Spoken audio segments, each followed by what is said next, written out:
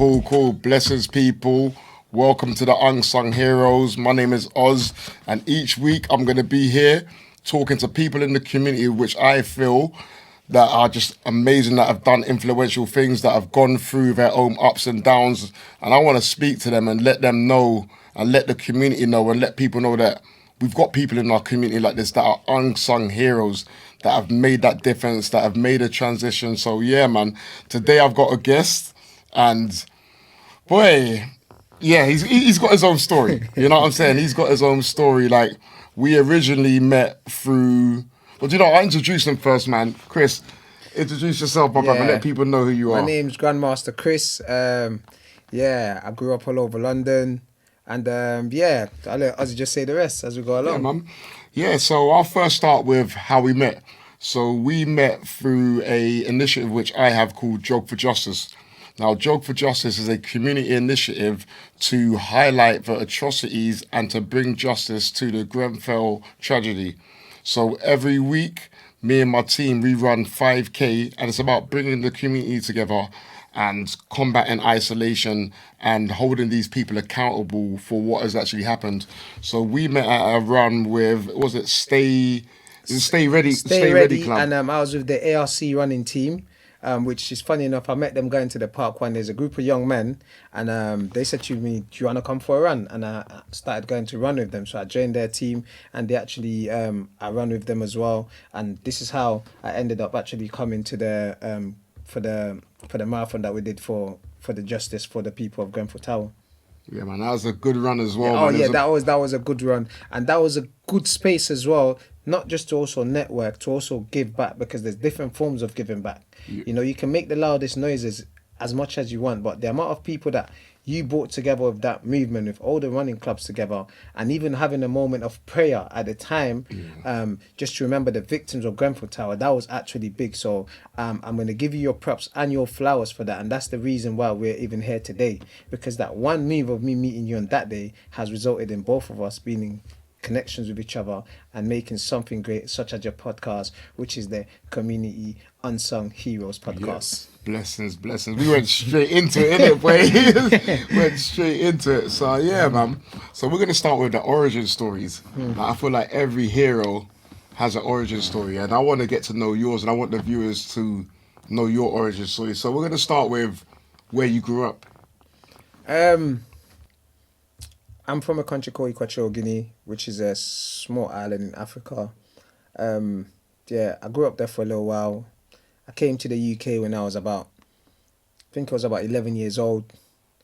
I started off in Hounslow. Then I was one of those kids that I loved action. Okay. And wherever there was actions, I was there. So from Hounslow, I branched off to Finsbury Park. Next thing I knew, I was an Edmonton member.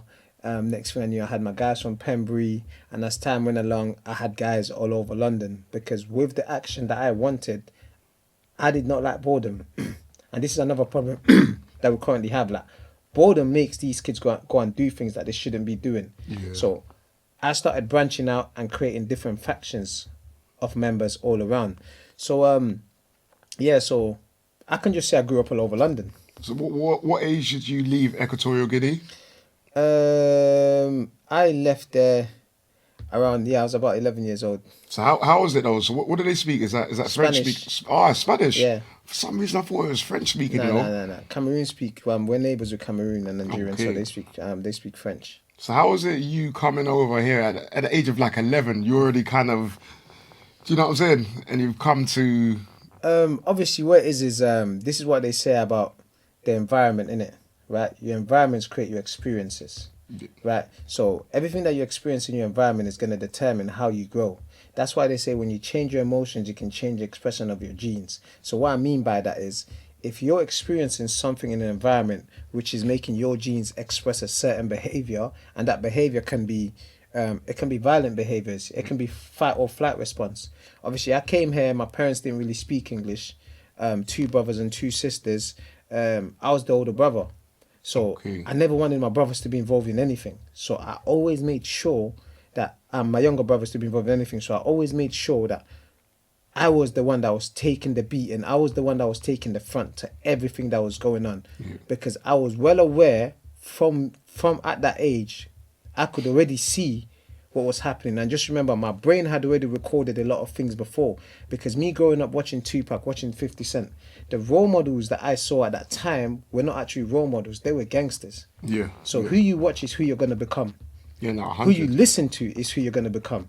That's why they say music is the track of your life, because the music you listen to resonates to your neurons, it resonates to your memory, and then you start acting upon the music that you're listening to. So I was listening to a lot of gangsterism music and looking at these people as role models. So I wanted to be like them. And in the verse of wanting to be like them, everyone around me wanted to be a bit normal. So I went above and beyond to become like the people that I was listening to. Okay. What's the age difference? So you said you're the oldest, yeah? Yeah, my older sister's the oldest, but obviously in our household. But as the brother, you feel like she's a year older than me. And what you said, you got a younger brother as well?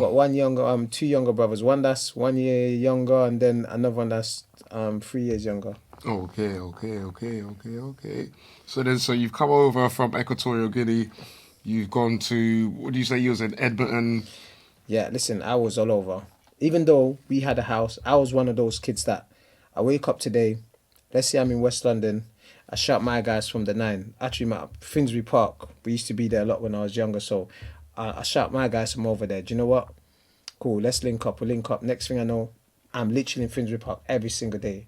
Yeah. And when I'm there, I'm getting involved in a lot of activities which I don't even condone or want to speak about. You know, well, I think we'll touch on those a little bit later on in the segment still.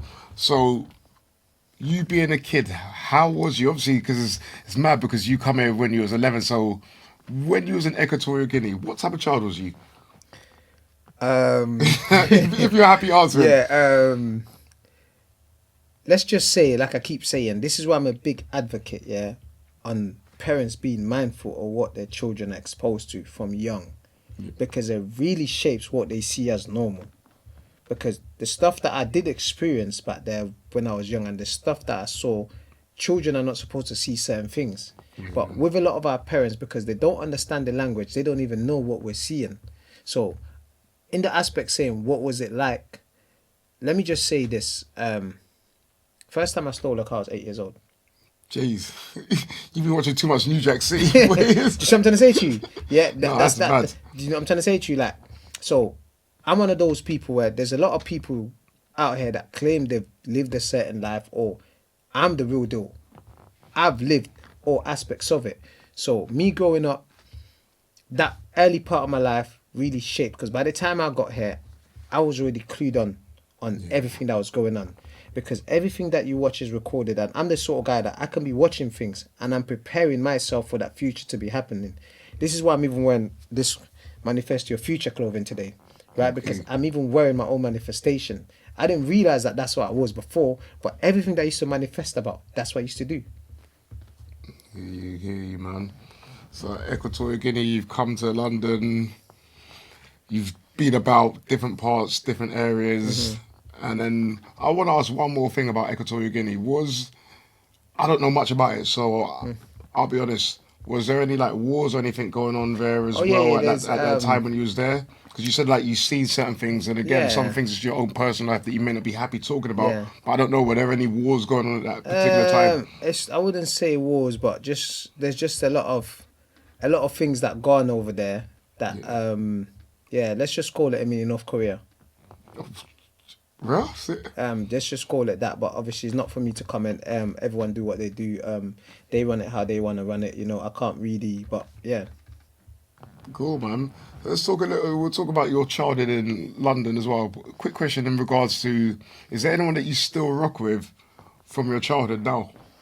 Oh, do you know that is the maddest questions? You know, that's the maddest. I'm not throwing no one underneath the bus. I'm not throwing. Listen, that obviously, in order to change to become a new person, you have to do something that you haven't done before. That means you have to cut off everything and everyone, and even in time that you know from your past. So, people from my past, there's people I'm cool with, because I still give them that respect. But my original team, I don't have no one around me from my original team. I've probably got like one. Yeah, about one. Do you know what I'm trying to say to you? But I'm still cool with people. I have no problem with anyone. But once you evolve to become a new person, you can't be around someone that's still got their old mindset. No, definitely not. And I know you've gone through a lot of self-development. Like, I've done a bit of research about you. And when I was looking, I was like, okay, like, this guy ain't joking. Like, what did you hear when you done your research? I don't mind. We're gonna touch on that still. We're gonna definitely touch on that still. It's just about your past and some of the things that you've done. Do you know, like when you're around certain men, and they're like, yeah, back in the day, I was this, I was that. But it wasn't really that. You know, you get a lot of men that be like, I was doing this. But then when I've looked, I was like, nah, this guy was actually really doing it. Yeah. But again, this is why I wanted you on here, because just from that first interaction with you and then doing a little bit of research, I was like, bro, this guy, like, he's, like, you don't mind me saying, you said it's 12 weeks you've been out in it. We're going to touch on jail and things that you've been through, but 12 weeks, you know, my brother, you've got to give, you know what, yeah, I don't want to mess up the mics, but I got to give you a clap, my brother. Love, because to be out for 12 weeks and the things that you've accomplished, which we're going to touch on, amazing. There's certain men that when they go jail, yeah, brother, it's that same, we know it, that same cycle of, like, they try to do a good thing, things go wrong, they end up catching a charge, they end up getting recalled or again. Whatever it is, they're rolling with the same people. And that's why I asked you that question as well, because I was like, I don't know if he could still be with those same childhood friends. Unless it's someone that's made that same transition with you, it's going to be very, very hard still, you know. And it's just, you know what? It's not even just childhood friends, because remember, as you grow, you go different stages of friendships. Because you have the early friendships, then you have the mid friendships, where you go, then you have the friendships where we're adults right now. So, I don't see them in the same light, because they're still living in the past. That's why they say, there's a saying that says, if you keep the same routine as yesterday, it makes sense that your tomorrow is going to be a lot like your yesterday. That's because your future is just a return of your past. Bars. You know what? Yeah, people, you see that there? Listen to that one there, you know. So as I know you got those jewels, you know. Yeah. I can tell already. You look in a man's eyes, I'm like, right, nah, my man's got some jewels there. You have to keep reading. I'll tell this to anyone, you know. They say reading opens your mind to a different universe, to a different dimension. You know, they upgrade your brain cells, they upgrade your neurons, and reading is the essence of life. Well, the synapses start connecting. The synaptic connections and the synaptic buttons start connections, and they open different neural pathways. So my main thing with reading is just when I read, it takes me away from this place. And the information that I gain helps me to even learn how to articulate myself. And when you go in front of people, people are not going to judge you by the clothes that you're wearing, by the flashiness. No, how you speak is how you're going to be addressed. How you dress is how you're going to be addressed. How you move is how you're going to be addressed. So everything works, everything rhymes together, you know. 100, my bro. You know, the thing is, we're still going to touch on the origin story. There's something I wanted to ask you as well, and it may be relevant, may not be, but was you brought up with any particular religion or faith or any belief system? Oh, yeah. The religion part, that's crazy. My dad, he was also a pastor. Okay. Yeah, so my dad was a pastor, so I grew up in a very Christian household. My dad was a pastor, so I grew up as a Christian. You know, as you go along, I had to go and find God in my own way. So obviously I had time to go and re-educate myself. I studied Islam, the rise of Islam, especially rise of Islam in Africa, the rise of Christianity in Africa, what they did to come into power. 325 AD, I think, is the Conference of Nicaea, when Constantine I took the Christianity religion from two Ethiopians, Pantius and Boetius, and I think it was the 219 bishops. They came through and they said, we're going to use this religion and bring the people together. And it was get down or lay down. You know, and then obviously by the sword, innit? By the sword. So it's even funny, because the same way as we pray in the name of the Lord, that's the same Lord that they was killing us with the swords in the times of the Lord. That's why language is important. And I also studied Islam, the 5th century, when they came into power. And so I decided within myself, I'm a spiritual guy, you know. Because religion is more like a gang to me. Right? Because it segregates people, so it puts you in that section. So I go to church, I pray. But when I'm praying, I'm praying on the spiritual aspect of it, because that's the true divine. That's our true nature. This is why when you pray and you close your eyes, it doesn't matter what religion it is, it gets you into a brainwave called the theta brainwave, which is a trance state, which is where you can manifest, which is where you can feel yourself. So in regards to religion, I still believe, obviously, religion is real, but it's just the spiritual aspect of the religion that we need to really tap into, instead of segregating ourselves to a specific religion. Like I said, I go to church every Sunday. Religion is one of the biggest causes of most of the wars we've ever had. Yes, you know what I'm saying? Like, I was brought up Roman Catholic. I would say I'm the same as you. I'm spiritual because I've done my research. You know, you start reading certain things, you're like, wait a minute, I don't know if I could actually follow this as a religion, but I believe there's something up there. Don't have enough knowledge to actually say what it is. Yeah. Like, again, there's certain men that are atheists. I would say, like, I'm partially agnostic because I'm not fully aware of what it is, but I know there is something up there. There's a greater meaning for my own self as well. Let me break this down to you. Yeah? We have telepathic connections, right? I can sit here and feel you over there. If you go to India, when they're worshipping the elephants, you have people laughing at them, but you don't know that their divine spirit is connected to that elephant. So we cannot judge them for... And then you have people say, no, but how's it... No. This is why, if you look in time, there used to be times where our people, even up to today in Kenya, they're still walking with tigers. Because there's a divine connection to spirituality, to the earth.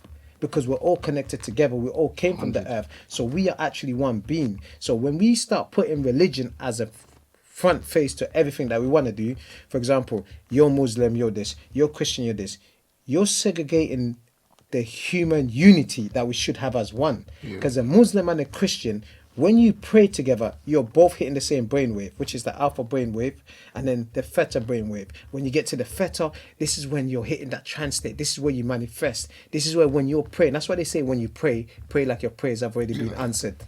The thing is, I don't want to get it wrong. I remember doing some research about Albert Einstein. Yeah. And I think it's the theta brainwave. When he come up with the theory of relativity, what he used to do, he used to sit there on the chair, and he would have a ball in his hand, innit? Yeah. And I think it was the theta brainwave. When the ball drops, that was when he was in between being awake and being asleep. And that's when he started. Yeah, so So like, sometimes I go into trances my own self when I'm sitting there. And it's just in between that sleep state and that awake state where I start coming up with the maddest ideas. And I'm that's like, where why does that come from? You become very suggestible to information. Do you understand? It's in that trend. And this is why religions actually get people, because in a sense, it's called programming, right? The process of programming the mind begins by pairing an image or a symbol, which can cause a change in your internal state. So the more that programming triggers an emotional response, which is called a stimulus, the more you lean in and pay attention, which is the response. So when it's not just religion, even adverts. Do you understand? The programming starts by creating an emotional charge within you. And once that emotional charge is created, next thing you know, you're ready to go and die for this religion. Since when is it right for you to go and die for the religion? But you're not trying to die for your children. You're not trying to be there for your family. Just so people know, I've got a diplomatico here. Right, the reason why I've got this, because I'm with a diplomat here. That's why. Listen. I've had to bring this in. He bought that drink. I tasted a little bit of it, but because I've got to do, if I drink that, I have to do another 7K tomorrow. I don't think I got that in me. I'm just gonna have a little sip together still. Like when we finish, we have a little drink. 100%. Yeah. Nah, but you know what? See, that's what I'm saying. The knowledge that you've got in you, my brother, amazing. And again, I don't want to touch on this too much because I want to talk about afters. Was the reading from when you went to jail? Because a lot of men weren't reading before they went prison, and then when they go prison, and again, I don't want to go too deep into it because we're going to touch on that. Yeah, definitely when I went inside, that's when I tapped into my reading. Because I needed to find myself.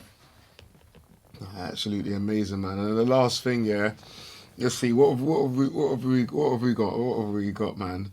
So we spoke about you growing up. I feel like we've touched upon your origin story. Is there, you feel like there's anything that we've missed out on that could be relevant? Listen, all I'm going to say is I have no regrets about how I grew up in regards to it. And the only thing I can say is my parents aged as I went along, because we underestimate that a lot. Yeah. As your parents are aging. But my life's been a movie. You know, I went inside 120 kg in weight Now I'm here, I'm healthy. So me growing up, yeah, man, I could be here for days telling you stories about so many things that I've done. But I'll just let you keep leading with the questions. That's cool, man. That's cool. It's cool. So let's start talking about the crossroads, man. So, boy, heroes and villains, man. Like, to some people, you know, like, I feel in life, yeah, and I try to articulate this right. You see, like, if your life was a story and you was a character, like in other people's stories as well. So to each person that comes across you, you would play so many different characters. To some people, you were a villain. Oh yeah. To some people, you yeah. were like the nemesis in the story. Well, to other people, where we're touching about you going into schools, you're a hero. So it's kind of, even when I met you, yeah, obviously I knew already your mandem, but I wasn't fully aware of. I kind of saw when you met me. I can't lie to you, because you see me, I'm good at reading people, innit? So as I was talking to you, I knew you was talking to me, but you were still a bit skeptical because you didn't know who you was talking to, and you didn't know what my motive was as well. That's another thing. So I actually read that within your frequency. I'm good at reading people's frequencies, isn't it? So I kind of read that within your aura, within your vibe. Like, you was talking to me, you was into it, but at the same time, I was thinking, What's this better after? Yeah, do you understand? We have to be mindful. Yeah, you have protecting my own self, protecting as well. your energy. It's very important to protect your energy out here. And I think especially where we actually met as well, because it's something that is very, very close to my own heart as well. Yes. And it's unfortunate. Obviously, I know it's not you, but there's been a lot of people that have come into our community that have tried to take advantage of jumping on, not how can I put it, jumping on this You're whole speaking the truth, bro. You're Like, speaking the truth. They're you know just what I'm coming to saying? take clout. Yeah. Yeah, they're coming to take clout. They're here to take clout. Do you know, this is what it is. Nah, the Grenfell, I can't lie to you, even at the time I was in the streets when that happened, I still came and donated. Do you know what I'm trying to say to you? I played my part into it. Because at the end of the day, that pain got felt by everyone. Yeah. And if you did not feel that pain, your heart is differently. Because you had gangster street guys coming to play their role. Yeah. That And also that's goes to show that when the community comes together, when something so painful comes inside, people can put aside so many differences to come together. So if we can do it for Grenfell, what else can't we do it for? Yeah, bro, 100%, you know, 100%. Like, again, this podcast ain't about that, but I have to touch on it a little bit. What was, even though it was the worst tragedy, one of the worst things that our community's been through, what it did show us is that there were so many, as this podcast says, unsung heroes within our community. People that come together now, do you know, like, making that difference, making that change, out there, like cooking food for people or bringing clothes or whatever it is, you know what I'm saying? Listen, it was like a tsunami. There was too much that got given, if you can remember at the time that... Yeah, no, I know. Like, but it just goes to show people just really cared. Yeah, about 100%. People really cared, innit? And like you're saying about the unsung heroes, the unsung heroes are the people who don't get their voices heard. They're the people such as yourself, who's been working with your CIC, with your organisation, Jug for Justice. People walk past you every single day, but they don't know how many lives that you're changing or you're trying to change. People walk past you every single day. Ozzy, I met you. I done my research on you too. Okay. I done my own CRB. You're a true OG. Do you know what I'm trying to say to you? You're a true OG and you carry yourself like an OG. Do you understand? This is why when you walk in the streets, people still show you that respect. Because, like I said, how you dress is how you're going to be addressed. How you speak is how you're going to be addressed. So how you're moving out there and the doors that you're opening and the conversations that we've had and the passion you do have for what you're actually doing. Listen, if you say I'm an unsung hero, oh my God, you're above. Oh, thank you. Do you know what I'm trying to say to you? Thank you, man. Yeah, man. But you know, for me, again, this is about you, but I'll just touch on something briefly.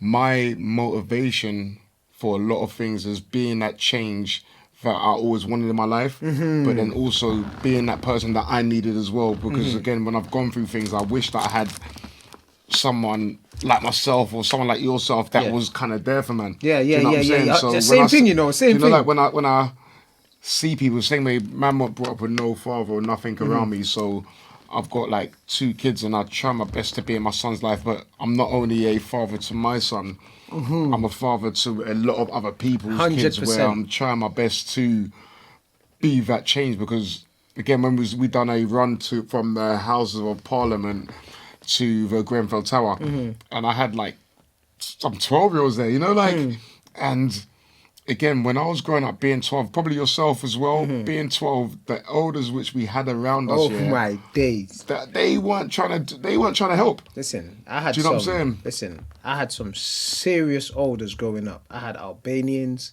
I had some real, like, a lot of them, they're doing 30 years. A lot of them are dead. Do you know what I'm trying to say to you? Yeah. But serious. But I was going to ask you something, yeah. This is something because, you're asking me the question, but I'm going to ask you something. So, if you was 8 years old right now, and you was in your deathbed, and your grandchildren came to ask you, granddad, our great granddad or granddad, what should we do in life? What's the advice that you'd give us to do in life? What would you tell them? We know that's interviews about you, bro. I know, but... don't want to sound cliche. I'm just gonna whatever comes into my head, I'll be real. Be your authentic self. Something my gran said to me as well, and I'm sure like my grandkids or anything, don't ever change. Be the person who you're meant to be, and like never let anybody stop you doing what you want to do. Do you know what I'm saying? Obviously, if it has to be something positive, but don't let anybody stop your dreams and your aspirations. I think there'll probably be more, but off my head, I wasn't expecting to be questioned. But the reason why I said that is the questions I've just asked you. That's exactly what you should be doing. That's what you're doing. Do you get the same question I just asked you? The advice you give them. That's the life that you are living, and that's how you should live. Because we don't wait till we get in that deathbed to give that advice. We wait. We live that advice. And we're living it into existence right now as we're speaking with all the work that you're doing, because you're being brave. You're standing up. You're creating the judge. You're creating the community network, security team. So you are not letting no one stop you. So that's why I asked you that question, because the answer to that question is you are living your true self. To it. Do you know what the thing is?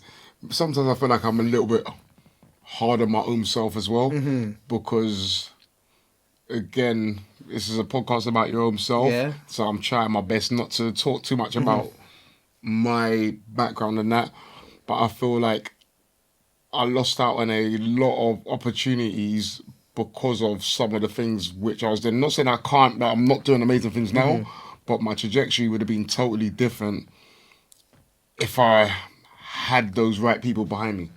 There's another saying for that, yeah? Every time you lose something or you lose someone, be happy, because you're about to create something new.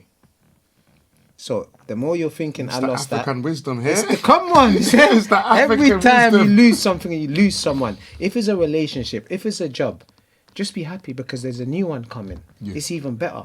But the minute you stay into that emotional state, like I could have or would have, you're never going to move past it, because it is trauma that stays within you. So the moves that you're making now, even though you feel like you're hard on yourself, are moves of a real hero. Because how many people, Ozzy, I know it's about me today, but I'm also going to give the flowers and return it to you. That's why it's called the Unsung Community Heroes. So we're both heroes, and I'm sending it back. How many people are doing the works that you're doing? Your phone is going off, this charity here, this child needs hair, you had 12-year-olds. Listen, that jug opened my eyes. I mean, when we done the run for Grenfell Town, it was so good, the people that came together. That's off the back of the work that you're putting in. So if you ever in your life even have that 1 second doubt, like, you know what, I should have, your blessings are still coming. They've been written. You, my bro. Come on. Thank you. It's hard, isn't it? Like, it's mental health, there's so many different aspects to it as well. So I always try to keep my head up as well. Try not to be too bad on myself. Do you know what I'm saying? Because a lot of people turn around to me, but sometimes you forget the achievements as well. That's why gratitude is key as well. Sometimes sitting down and being grateful and acknowledging what we've actually done. And that's why I wanted to do this podcast as well. So my mentor, called Pete O'Brien, he's a prison officer, he's got a saying, because he's a Stoic teacher, he's got a saying, gratitude, attitude. Just be thankful for every second, for every moment, for every movement that you're doing. And another part I'm going to say to you, what you just said about being hard of yourself, you're not. That's because your purpose is greater than your desire. you understand that, my brother? Your purpose is greater than your desire. Your purpose is greater than that. I'm being hard on myself, because that purpose has you up every morning. That purpose has you moving every morning. That purpose has you running. That purpose has you running the security company, the charities, the knife crimes. Your purpose, if you followed your desires, your purpose wouldn't even exist. Yeah, I'll probably be out on the like the man you saw on Yeah, Paul Road. do you know what I'm trying to say to you? Your purpose won't exist. So that's why I always say, your purpose has to be greater than your desire. And if you believe in it and you bring it in your brain's frontal lobe to such a degree, your body begins to prepare for that future chemically. This is where I go back to, when you pray like your prayers have already been answered. Experience it in advance. So when it comes, Ozzy, you're not going to be like, oh my God, you're going to be like, you know what, I knew what's coming. That was coming, yeah. Yeah. As I was saying to you before when we was having that conversation, everything has a success date. Yes, yes, it does. Everything has, it could be in a week, it could be in a month, Yes, it could be in 5 years, Yes. but it's just staying, as we was talking earlier on a bit about staying consistent. It's hard sometimes when you've got bills to pay, you've got this to pay, and you're trying to build something and you don't know if it's going to work, or when it's going to work, or 100%. are you wasting your time? Should I go back to doing a 9 to 5 and just, no disrespect to anyone that does a 9 to 5 job, but it feels like just being kind of a robot. I'm just like, yeah, make my money, go out on Friday. There's a saying that greatness is not created being in a linear timing, being in the same habit, being in the same job. Greatness is created when you're unbalanced. That means you're doing everything left, right, center to put everything together. Because the person that's in the same linear timing, he's doing the same thing every single day. So how can you create greatness if you're just doing the same thing? Turns into, what was it, Warhog Day? Was it Groundhog Day? Groundhog Day. Where everything, yeah. Yeah, do you know what I'm trying to say to you? So greatness is created. If we look at, for example, Steve Jobs, if you saw his office, he had the computers, he had the books on the floor. Einstein. That greatness never got created in a nice office, being normal. No, they had to scatty. Yeah, they had to step out of the box. And that's exactly what you're doing. You're stepping out of the box. Like we said, we don't have a problem with no one that works. I don't have a problem because I'm into a job myself. Do you know what I'm trying to say to you? But while you have that job, like while you have your 9 to 5, strive for greatness. That means you're not just sitting down there complaining about, I don't like my job, I don't like what I'm doing, but you're not doing nothing to bring those thoughts into actions. Because we have super thoughts, but it's the ability to bring those super thoughts into actions. This is what they call super thoughts met with superb actions. I like that. So we've delved deep into the origin. I feel like we've got the origin. We've gone into it. Next, we're going to touch on. So you obviously started doing road, innit? Yeah. Like, how did that? Like, what age was you when you started doing road, bro? Like, was there an older cousin that got you into it? Was it like, how did this happen? I'm gonna go back to again what you experience in the environment and how it signals your genes, yeah, and then how it signals your emotions. All of these things that the kids are going through now is down to not having emotional intelligence. Do you understand? So how I jumped on the roads, like I said, I stole my first car at 7 years old because I saw my other peers that was a bit older. They was already driving, so I wanted to fit in. Do you understand? So that's earlier on anyways. In the UK, I told parents, be mindful where you send your kids, even if you think you're just going to the park. So what I'd say with that is, I remember going to the park. I think I was in the country for like a week. I went to play football. I bucked into one of the man them. Started bunning loud. From bunning loud, you know how it is. You get the addiction of smoking weed. Next thing you know, oh yeah, do you know what? Do you want to start sharing? Yeah, here's a half and run me back my bread. But you have a weed addiction. That's why I tell people, if you smoke weed, everyone to themselves, but sometimes I say that's a fiend's job because the addiction of it. Some people can smoke weed and still function. But when you're young and your brain cells ain't developed enough and you get all that smoke in your head, you want that dopamine of smoking weed so much that I just want to do it. So the guy gave me the thing, one of my guys. You know what? Next thing I knew, I was in debt because I smoke. I smoke Big Worm. See Friday? Big Worm's pack like Smokey? Yeah, I smoke Big Worm's pack. And Big Worm wanted his money. So you never listened to Biggie then, innit? Never get high on supply. You missed too much Tupac. I missed that bit. Too much Tupac. I missed that bit. So obviously from then, and I was always brave. Do you understand? My English wasn't bad because I already I started speaking English from back home because I went to an English school. So I just, from meeting that one person, it put the trajectory of my life going in that direction. Because that one person, he was part of one team. Yeah. I became their young buck in their team. But then, as I got my name and it was coming up, I was out, I was fighting. If anything was going on, I was the guy. Like, I was young, but I was always brave. So they would bring me along to do a lot of things. Do you know what I'm trying to say to you? So I was around, first time I went away, I was 15 years old. So just for people, when you say away, what do you mean? First time I went to prison, I was 15 years old. Do you know what I'm trying to say to you? For robberies.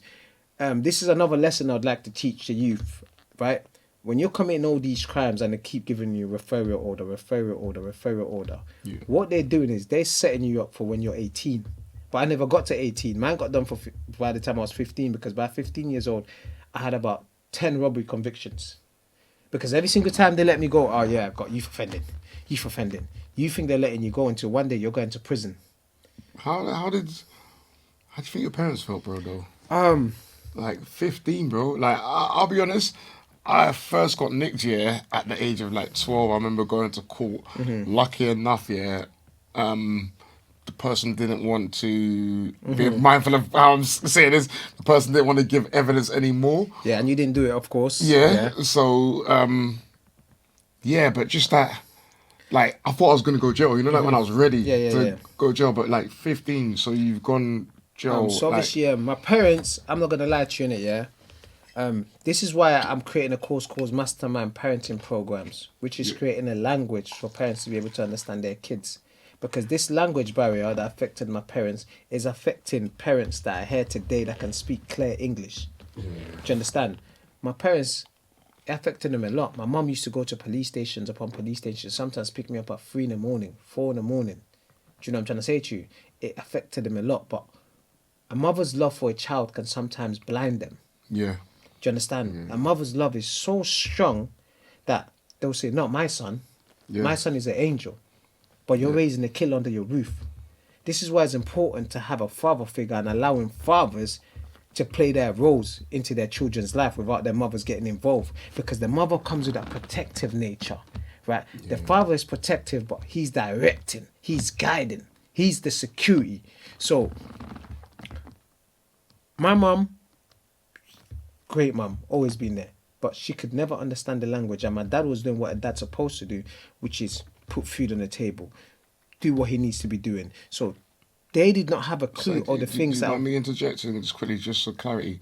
And again, I know there's some things you may not want to talk about and you're clear not to. Was your dad actually here at that time, or was he here? It's here. My dad's always been here. My dad's my true hero. Like, he's one of the guys on the top list of being a true man, a true hero. But sometimes when you go into the streets...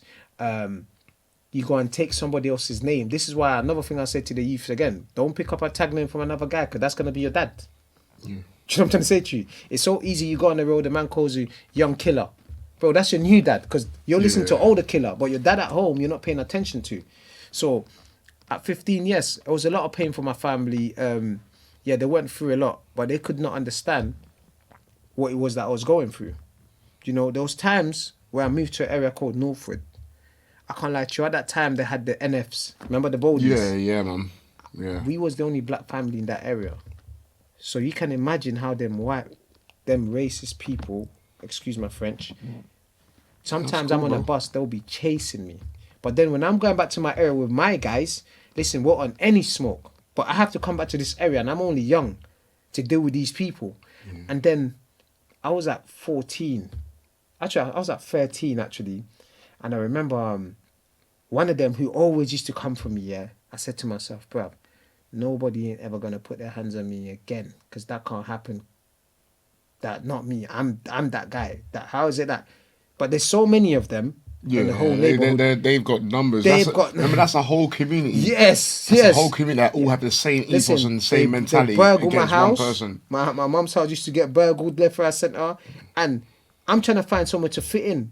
And the only people that could fit in was people like me. Yeah. So one day, the guy that Rogue, he saw me on the bus. He came. He started chasing the bus. I got out of the bus and I kicked his ass, man. I sent him back to the village, to the point where he bit my back and I still got the scar on my back. Jeez. But you see, from that specific day, that's the day I decided that I'm striker.